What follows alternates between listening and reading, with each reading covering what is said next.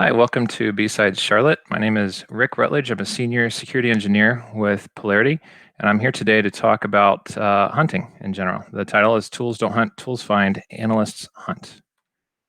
So I'm going to kind of walk around the building blocks of a SOC. This is out of the building blocks recommendation guide from SANS on building your SOC as a world-class operations center.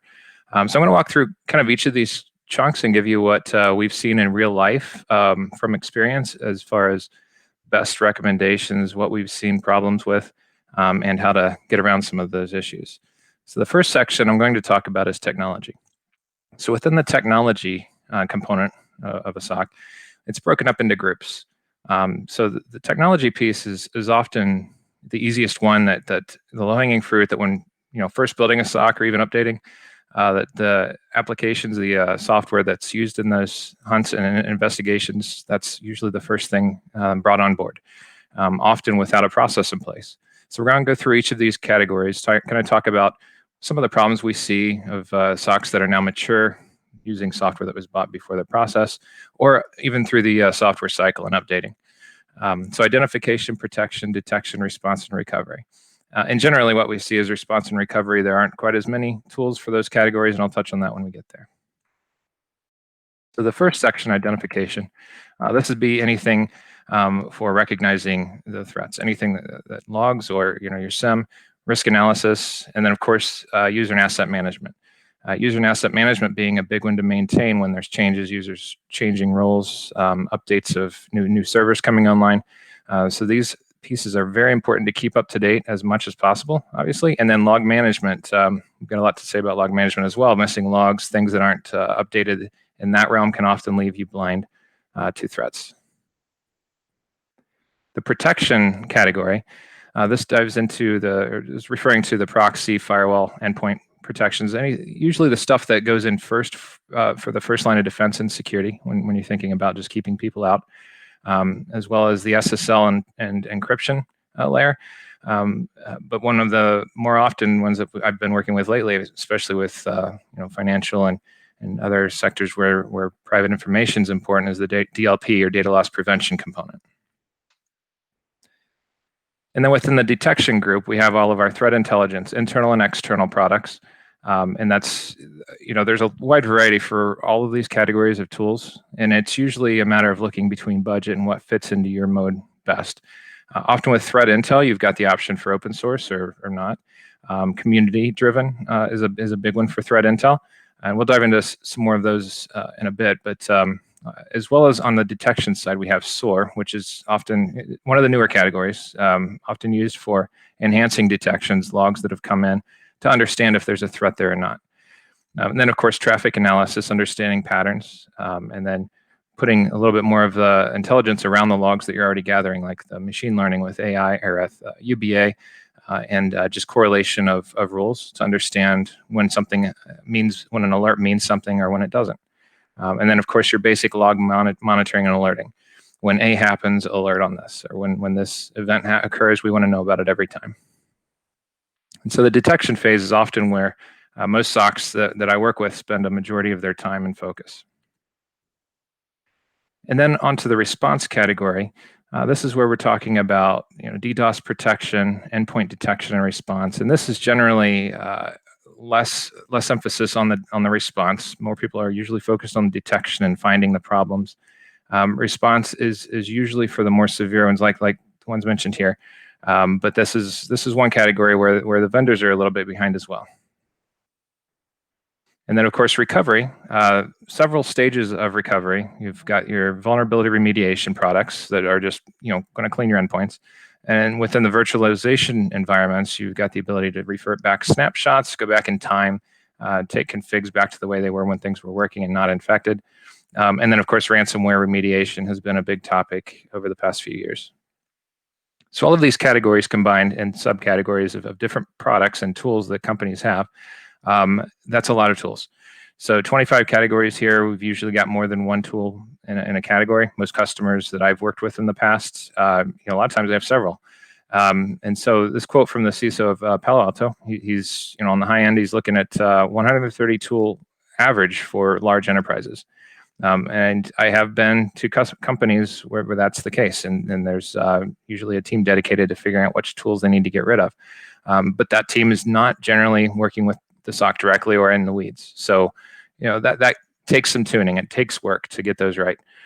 But with that amount of tools, there's often a gap between the analysts and the end game, that the finding the hunting for the IOCs and the bad actors.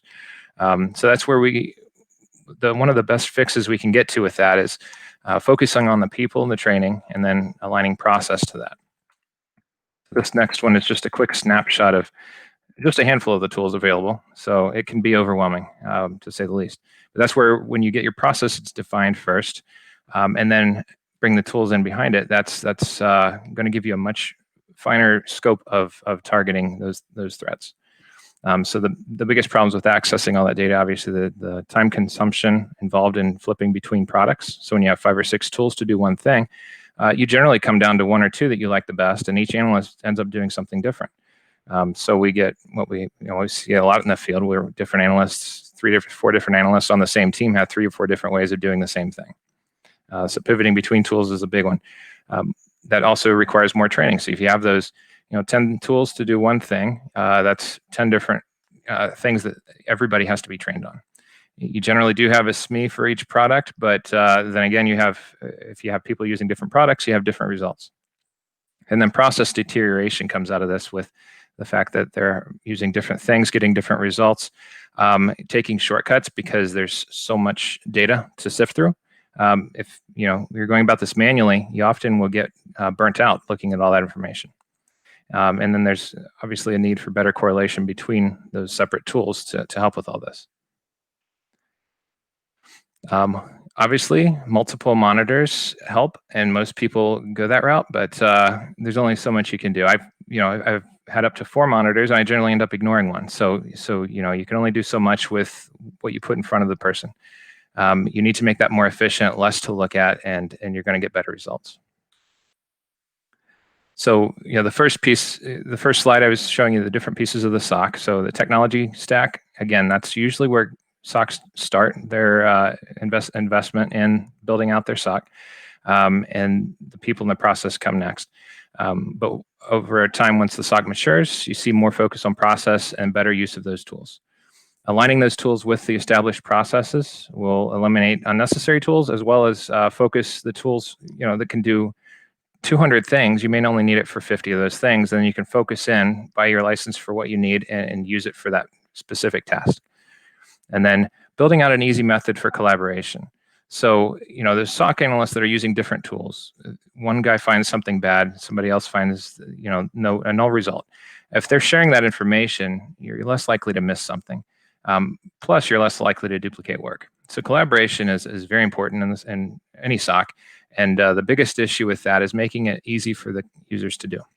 If you have a product that's cumbersome to use when collaborating, analysts are less likely to do it, and you're going to have more gaps. And then consistency between analysts, again, that's refining the process and tool set, giving everybody a very tight, not too narrow, but a very tight set of processes, so that they can focus on finding the proper things that they need, the proper data that they need. The next component in this cycle I'm going to talk about is the process. So looking at the different processes I've seen around different SOCs, we've come up with some good ideas and bad ideas that we've seen. So I'm kind of trying to put these together and highlight the problems and challenges, and how we can work around those. So preparing for the hunt, one of the quotes we've highlighted here is successful threat hunting depends on a thorough understanding of the operating environment, meaning you know the targets, where they're at, what threat actors want. Understanding the environment's a big part of it. Knowing the system's values is number 1. So understanding if there's some data on a system that's not sensitive, or it's not as important, why waste time hunting that area of the network, or looking at logs for that system? But knowing the value of those systems to outside actors is key. Also understanding the orientation of those systems. So if you have a system that's unimportant, that you're not focused on, can it reach a system that is important? So looking for lateral communication, things that ports open that shouldn't be, configuration items that could be changed behind your back, and you not realize it because you don't know the configuration. So knowing the configuration that's intended for that device is another big one, so that when there is a breach, you don't let it sit for 6 months while they do what they want with it. Companies often prioritize logging over training. So you get a new system, a new network of servers stood up in production. The first thing they do is turn logging on, so it's taken care of and it's alerting. So done, right? The problem is that analysts are getting this information. They see an alert that says it's a red flag. Go look at this. Something bad's going on. Without context around what that system is there for and the responsibility of that server, it's not as valuable. So they could get an alert that might mean something on one system and nothing on another, depending on the job of those servers. Also knowing what ports should be open when they get there. So giving those security teams more information and context around the assets they're protecting is key for them to be able to quickly respond. And then forming a hypothesis, the next phase in the process would be figuring out, okay, we've got this information about threats, potential threats, and known threats coming in. You have to formulate what you think is happening. The hypothesis, figures out what the goal of that threat actor is, what they're trying to gain access to, and why. This is usually the hardest part of the process, is to try and figure out what someone else is thinking when you see that there's something going on. You can use risk-based approach is a very common way to do this, to figure out, okay, this risk exists. Here's the exploit for it. It's meant to do this one thing. So that's probably what they're trying to get. That's where the threat intel comes in to feed you that information. So using those tools together can help you format a hypothesis. Other challenges with this is making sure your threat intel is accurate and current and relevant. 90% of threat intel, a good threat intel feed might not be relevant for my network. I may not have certain services running. So you have to sift through that information and make sure you're looking at what matters to your organization. And this also, the challenge with this one is also historical information. Matching up what you've seen in the past is not always as quick as searching for a ticket that had this IP in it before. Sometimes things change IPs or names change. There's a lot of variables in there that can cause the historical data to not be as helpful as it should be. So normalizing that and making it searchable and relevant and attached to the current incident, that's usually a big challenge in formatting those hypotheses.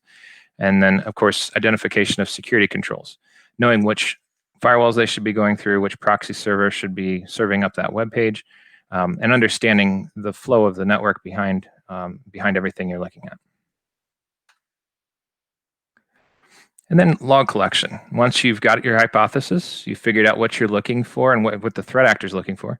Now it's time to go gather the evidence to figure out what else he did, or what was all the data that leaked out. Everything that you can put together from the logs is going to help in understanding what happened.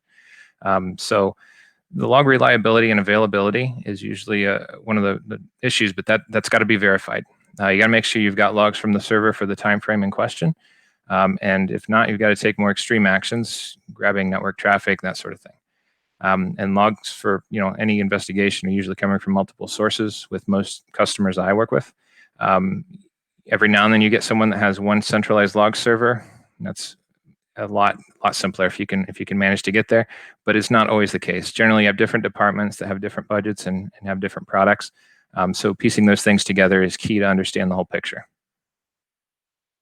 Some challenges with putting that information together is that, as I mentioned, many log sources don't easily port into a central management system. So you may not be able to cross certain network borders, so it has to live somewhere else. Many high-value systems, legacy systems, they often don't have a normalized log format. So you may have to do some manual work to sift through those logs and figure out what's relevant and what's not. In extreme cases, you can't get the logs. So your only option is to go do live forensics captures on the endpoints, looking at traffic, network traffic, that sort of thing. And then for the next phase of our process segment of the SOC is the investigation. So once you've formed a hypothesis, collected your logs and your evidence, it's time to investigate and try to figure out exactly what happened. First thing to do is to confirm, was this threat realized? Was this successful, an attempt to get data or whatever the target was trying to do? To what extent did they get the information they were trying to get, or did they succeed or not? And then establishing a timeline of events. That's obviously key for logs. And this may be where you have to pivot back to some of the other steps. Maybe you need more logs. Maybe you need data from another system that you've discovered was involved. So often you go during the investigation phase back and forth and capturing more information. And then determining the impact and figuring out what this breach or attempted breach meant for the company. Biggest challenges on the investigative phase. The budgetary limits, along with your mandate to operate a risk-based approach, often limit the scope. So operating with a log management system that you've only purchased a certain amount of logging for. Maybe you couldn't store logs for the firewalls, but just the servers, and so you don't have all of the connectivity attempts in between. That's an extreme case, but I have seen similar situations. And then evaluating information from a narrowed view or bias can cause you to miss data. So looking at that narrower scope of information, shorter timeframes than you otherwise would be able to, can just cause you to not be able to see and have blind spots along the investigative route.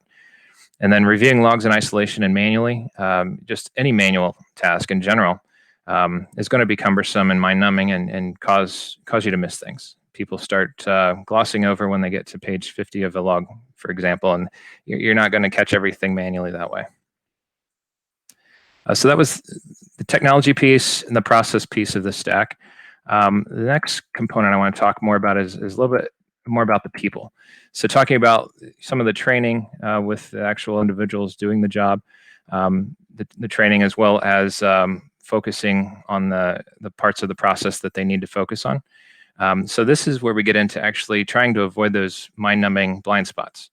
So the focus of this section is going to be on the blind spots themselves. Enhancing the hunt, one of the things that we can do is, or one example I found here is it's a Where's Waldo graphic.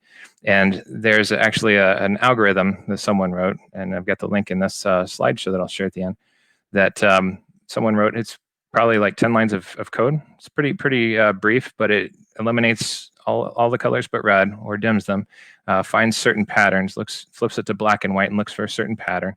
And then uses the simple code, and it finds Waldo 90% of the time to 95% of the time. So using code to speed things up and help you get somewhere quicker, making use of your tools. It's kind of the highlight here is enhancing the hunt with the tools, but also knowing what you're looking for. So the challenges, the biggest challenge I'm going to highlight today are the blind spots. Disseminating that historical information among the team and getting that information out to everyone, that's key as well. And then real-time collaboration between all the analysts working on an incident generally is something that most SOCs can do 90% of the time. 75% is probably more the average. I see that they're happy with that. And that's where it comes down to more of a process and figuring out what tools work for your group for real-time collaboration. So this is just kind of an interesting fact about blind spots in general. So the optic nerve routes before, or the neural fibers route before the optic nerve in every human's eye. That creates a blind spot. So everyone's at least one blind spot in each eye. The way that our brain synthesizes both of those images together and overlaps them, it is able to ignore the blind spots in both eyes, creating a full image. So this is kind of synonymous with how we're trying to look at the network and figure out when something's not visible, can we see it from another angle? Hunting where you're blind can give you better vision tomorrow. So figuring out and looking in those spots where you don't have visibility helps build out that visibility for the future. So an example of this is where you're not capturing logging data, for example. Your hunt might lead you there and figure out another way that you're going to have to capture information from that system so that you can see when there are incidents or issues with that particular part of the network. And this is based on the diamond model, which for each threat actor, you've got 4 key points that you want to try to collect. So who are they? What data are they after? And what are their capabilities and methods? And of course, what infrastructure do they use? So the idea here is that if you have all 4 of these pieces of information, you could lose one and still have visibility to what that threat actor is doing. If you only have one piece of this data, then you're single-threaded and you're basically cut off if he changes his IP and that's all you had, for example. So the key is to get as much about each actor as you can from all of the different sources that you have, and make use of the technology to gather that information. And don't just stop when you see the IP address. Keep going and get as much information as you can. So if something about the model does change, you've still got eyes on that actor. So this graphic, I'm going to switch to kind of some graphic demonstrations here that kind of walk through some different ways to observe the information. So the unknown threats, everybody's got unknown threats that can affect their organization. And then there's realized and observed threat actors. So you know that information, it's coming through your threat feeds. You've had attacks in the past that you've identified what was going on. You've blocked those. There are known knowns, known unknowns, but there are also unknown unknowns. So that makes sense. You don't know what you don't know. It's actually a Donald Rumsfeld quote. So that's basically telling you know some of the information, you know what you know, but you don't know some of the things that are not in front of you. And that's where hiding those or discovering those blind spots becomes more important. So filling in the gaps. I know this is a busy graphic, but kind of walk through it here. So in the last one, we had what we had already observed, what we've already seen, and we've captured that, and we know that information. So the way to fill in the gaps of the unknown information is with your standard red team analysis, looking at what could happen.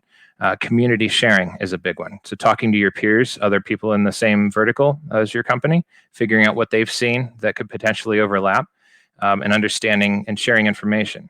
A lot of times I work with a lot of different, energy vertical, financial vertical. They all have different specific to their segment communities. And then what you put in, you get out. And then, of course, collection of data, hunting in general. Gut feeling is actually a part of that. And then there's the different threat feeds. So you've got bad threat feeds, which there's no point in bothering with that. It doesn't overlap with any of your organizational data. If it's a bad threat feed, that's what that means. It doesn't have any relevancy to you. But even in the good threat feed information, the subscription services that tell you all these CVEs and everything that's potentially hitting the networks right now, you can still eliminate a lot of that has no relevancy to you, things that don't matter to your network that you shouldn't waste time looking at. So you wipe those out and you've got a narrowed focus and just a few small gaps. So you take that knowledge that knowledge of your unknowns down quite a bit. And so then we want to look at the data itself that you're trying to protect. You have your organization's data, and then data that is sensitive to your organization. Often those are two separate things. So you don't want the bad guys getting any of it, but you want to start with the sensitive stuff. So then there's the data that the threat actors are after.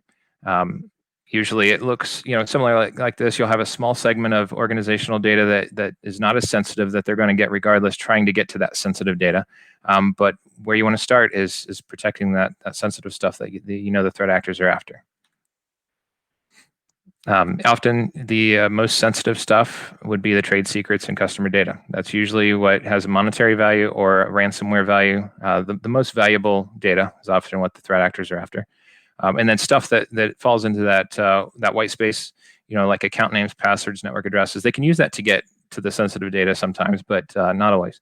And then when it falls outside of the organizational data, the larger part of that circle, that's old data usually that you could just delete. So if you wipe that out, delete it, get rid of it, things that are still in your network that are not necessary for your business, that takes away a lot of the scope that you have to focus on. You can also often use that for honeypots. So you can build a segment of the network where it tracks the threat actors to, and they think they're getting somewhere.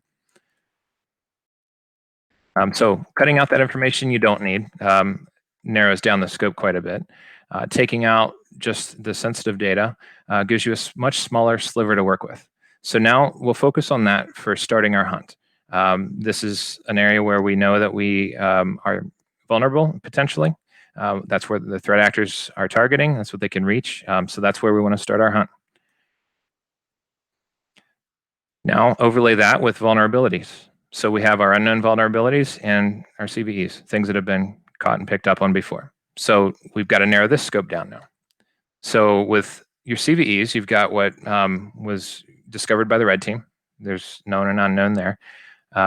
good pen testing obviously can find a lot of those. Automation, both good and bad. You have good and bad pen tests as well. That's what we're cutting off out of this circle. And then adversary reported information on dark web stuff like dark reading that you would find some of those CVEs in and exploits for those. So that shaves down our known or actually increases our known vulnerabilities and shaves down our unknown vulnerabilities.